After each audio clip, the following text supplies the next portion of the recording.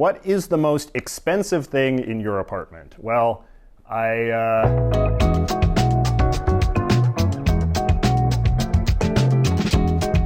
What's up, everyone? Today we are adding to the Vancouver Apartment Touring series with a very special apartment and a very special guest. JJ is a pretty well-known internet person. I'm sure a lot of you watching this know who he is, and he's just as interesting in real life as he is online, if not more. As you can see from the backdrop of his videos, this will be a very interesting episode. We'll get a behind-the-scenes look at JJ's creative process, his living quarters, and also just his life. So let's head over there.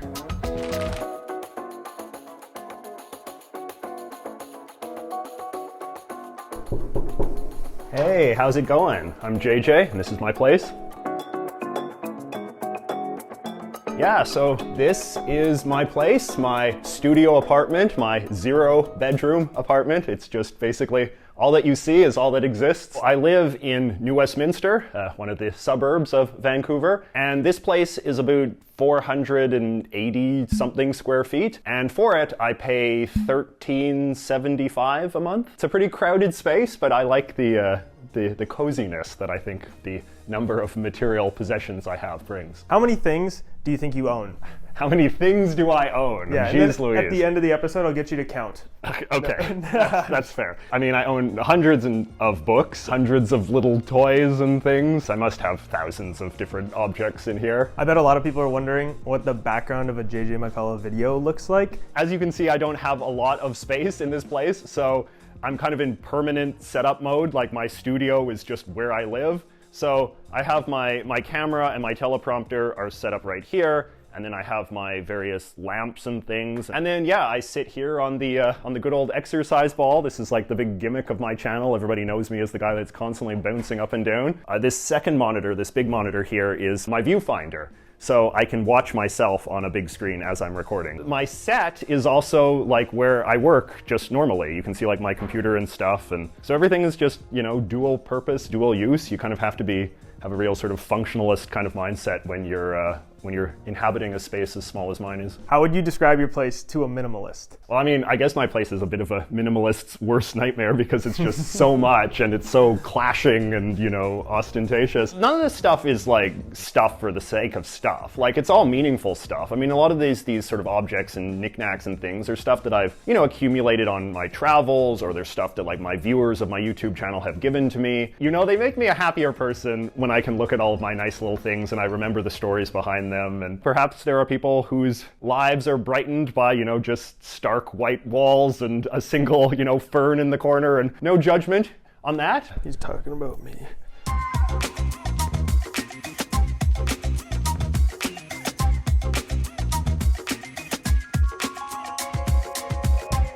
It's a decent gym. That'll be a good clip. You get a lot of comments about that photo up there. The Justin Trudeau picture. I like the idea of politicians just kind of being reduced to these kind of perfunctory objects. It's not like an endorsement thing, but it's just kind of something that I find kind of weird and kind of charming in its bourgeois, bureaucratic, mass-produced nature. Do you have something from every country? That's my goal. I would very much like to get something from every country. I like the idea of like the quintessential object from each country, and like what can you have that just kind of like embodies that country. These are rosettes, they're called, I believe. And in England, this is like a very sort of standard symbol of politics. These little rubber ducks are an obscure reference to traffic crossing signs from Germany. You know, I've even got Vancouver represented with the mascot from the 2010 games. I guess we gotta pause really quick because I just noticed there's a brain in this jar. Uh-huh. Yeah, explain yourself. So this is when I was young, I had a dog that I was very fond of. Is that your dog? No, I'm kidding. Oh, man. It's just a sponge. But I like this because it's a good conversation piece, you know? Is that how you always start the conversation? Yeah. Okay. You got me. Do you do all your work off of your MacBook? Yeah, I do. I take the MacBook a lot around with me, so I'm often editing at coffee shops and stuff, because that is sort of a problem with when you're in a space as small as this. It can get claustrophobic as much as it can be cozy and friendly. Why do you live in a studio opposed to, you know, one bedroom? I think a studio has its advantages. I mean, particularly when you have a sort of spacious, sort of high ceiling studio as I do. It can feel a little bit more kind of freeing, a little bit more liberating in a way that I find that you can't do with even like a one bedroom. It feels a little bit more kind of condescending as far as the space goes, you know, like the architect or whatever is like, here is how you should live. Are all these books the reason you have such a flavorful vocabulary?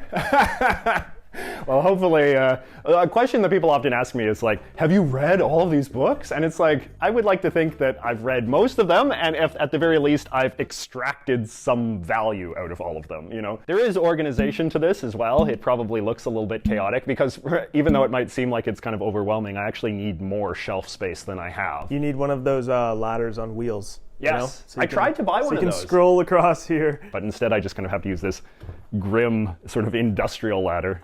Probably not very safe, but you know, I just grab things like that. Something I find interesting about you, JJ. Okay. I can probably hand you anything and you can tell me an interesting fact about it. Yeah. So here's a pen.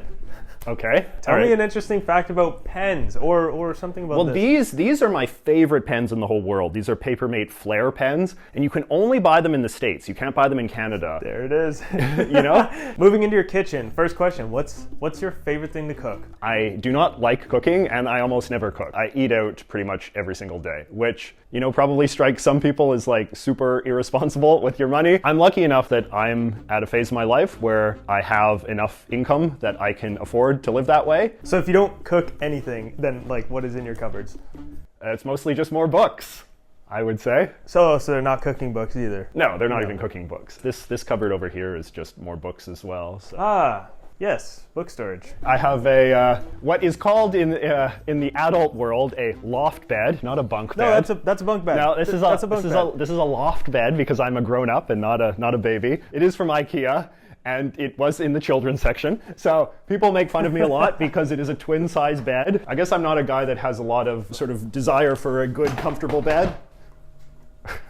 That's my dining room table you knocked over. Sorry. It's my TV tray. I'm sorry. Continue.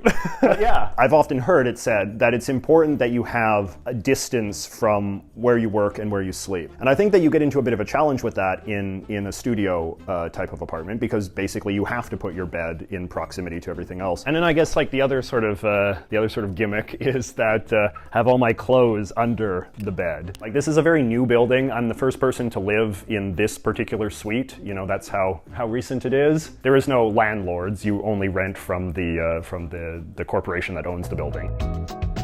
What did JJ do before YouTube? Well, before I became a professional YouTuber, I was a professional political pundit. I used to go on television and be one of these guys who would, you know, be on these panel shows where they would be like, well, JJ, you know, the Prime Minister seems to be in trouble. What's your take? Let me start with you, JJ, if I can. Or I used to be one of those guys wearing my suit and tie and all the rest of it. What is your real name / full name? Okay, so my parents wanted me to be JJ, but my actual legal birth certificate name is John James. No one calls me John James except for like confused dentists. What is the most expensive thing in your apartment? I did look up recently because, you know, as you know, I have a lot of knickknacks, and I was wondering, do I have any valuable knickknacks? And I actually do have one. When I was young, I was very fond of this game for the Super Nintendo that was called Earthbound, and Earthbound is now a very, very rare collector's item. This box alone often sells for as much as $1,000 on eBay. So this is a remarkably valuable thing, and I think is the most valuable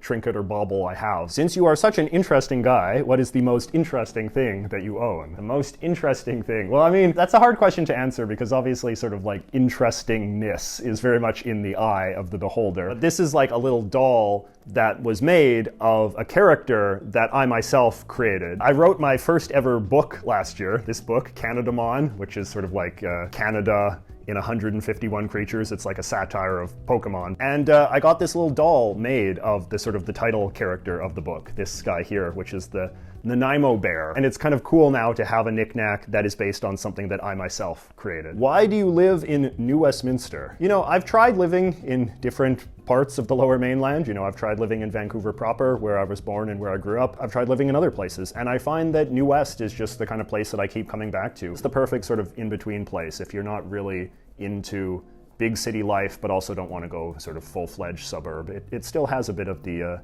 urban energy. Yeah. And that's all your questions, Adam. Yeah. I was like, are you gonna read next question? No. Cool. Beautiful.